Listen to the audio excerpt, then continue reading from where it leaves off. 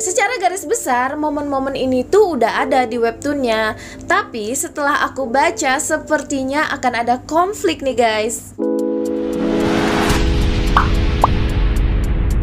Assalamualaikum Cinggu. Hai guys, balik lagi di Zurum TV. Gimana kabar kalian? Sehat-sehat selalu kan? Kali ini aku pengen bahas lagi bisnis proposal. Nah, aku yakin banyak dari kalian yang udah tahu bocoran spoiler-spoiler tentang episode 7. Dan juga mungkin banyak dari kalian yang udah lihat juga previewnya. Nah, di sini aku pengen bongkar bisnis proposal episode 7 untuk versi webtoonnya. Gimana? Penasaran kan? Kita langsung aja yuk ke pembahasannya. Jangan lupa subscribe. Check it out. Di akhir episode 6 kemarin ditutup dengan momen-momen bahagia kedua pasangan yang kita idolakan ini. Yang pertama adalah Sekretaris Cha dan Youngso yang akhirnya berciuman. Yang kedua adalah Taemu yang mengaku sebagai pacar si Nari di depan teman-temannya Nari. Secara garis besar, momen-momen ini tuh udah ada di webtoonnya. Tapi setelah aku baca, sepertinya akan ada konflik nih guys. Yang pertama bakal aku bahas adalah apa yang akan terjadi dengan pasangan Nari dan Taemu. Kemarin terakhir secara mengejutkan Kang Taemu itu tiba-tiba mengaku sebagai pacar Nari. Nah, otomatis di situ Nari kaget dong dan dia langsung menarik Kang Taemu dan menanyakan apa maksudmu sebenarnya. Nah, terus dari situ Kang Taemu malah menanyakan kepada Nari, kamu ingin pacar yang seperti apa? Yang romantis kah? Atau yang keren? Atau yang kaya? Dari situ Nari langsung bingung dong sama sikap Taemu. Nah, tapi di situ Taemu berusaha meyakinkan Nari dan langsung bilang, kalau kamu tidak ingin diremehkan teman-temanmu, kamu harus mengalahkan egomu. Akhirnya Taemu berhasil meyakinkan Nari untuk berakting bersama.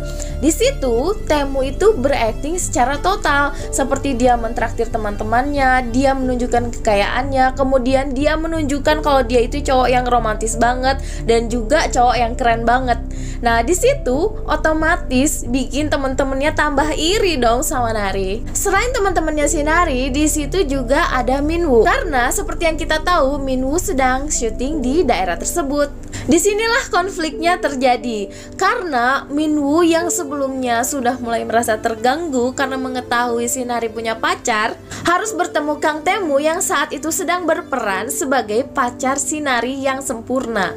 Ditambah lagi Minwoo kan udah tahu kalau Kang Taemu itu adalah direktur di perusahaannya Nari. Akhirnya muncullah perdebatan di antara mereka berdua. Di situ kelihatannya Minwoo cemburu sih dan dia bertanya kepada Kang Taemu, apa maksudmu memacari Nari, seorang direktur yang sempurna lah istilahnya ya, memacari Nari yang cuma karyawan biasa. Jadi menurut si Minwoo ini kayaknya nggak mungkin gitu. Dan di sini yang bikin Kang Taemu marah, di situ Minwoo berkata, apakah karena Nari itu wanita gampangan?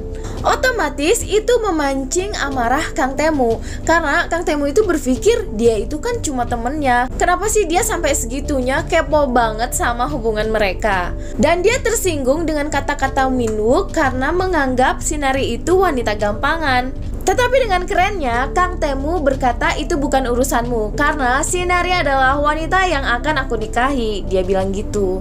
Di saat yang bersamaan, teman-temannya menginterogasi Nari. Mereka bilang, kenapa sih kamu kok bisa pacaran dengan laki-laki yang sempurna, laki-laki yang sekeren itu?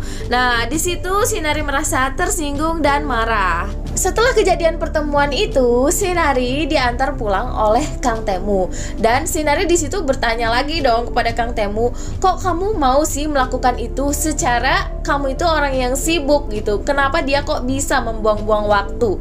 Nah, di sini sepertinya nih Kang Taemu akan berusaha menyatakan perasaannya lagi kepada Nari. Tapi kalau nggak ada gangguan sih, biasanya kalau udah adegan-adegan kayak gini tuh ada aja gangguannya. Meskipun di preview tuh kelihatannya seperti itu, dia akan menyatakan perasaannya kepada Nari.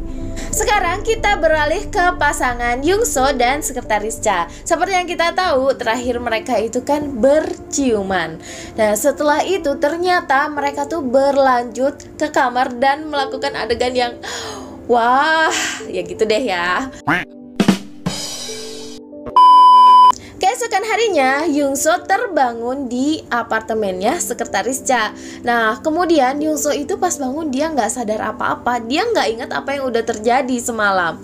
Nah terus Sekretaris Cha mengingatkan dia kalau semalam itu sudah terjadi ya berciuman dan sebagainya gitu ya.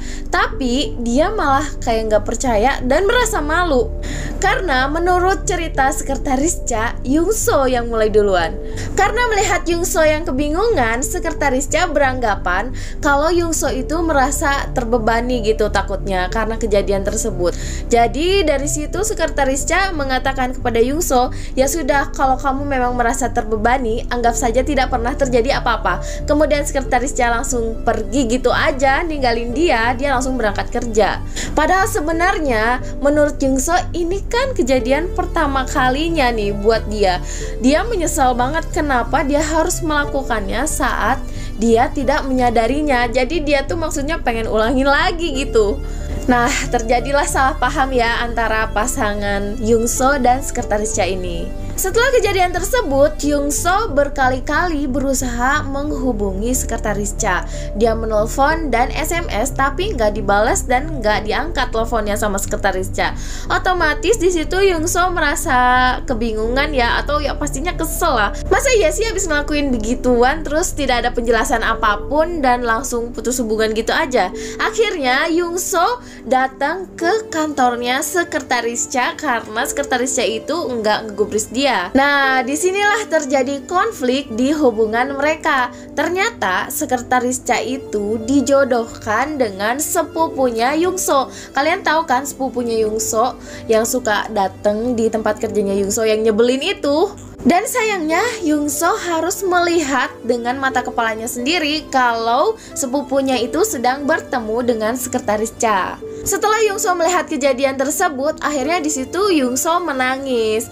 Nah, di sini kebetulan ayahnya Yungso itu juga menjodohkan Yungso lagi dengan yang lain karena kan sama Kang Tae-mu nih gagal.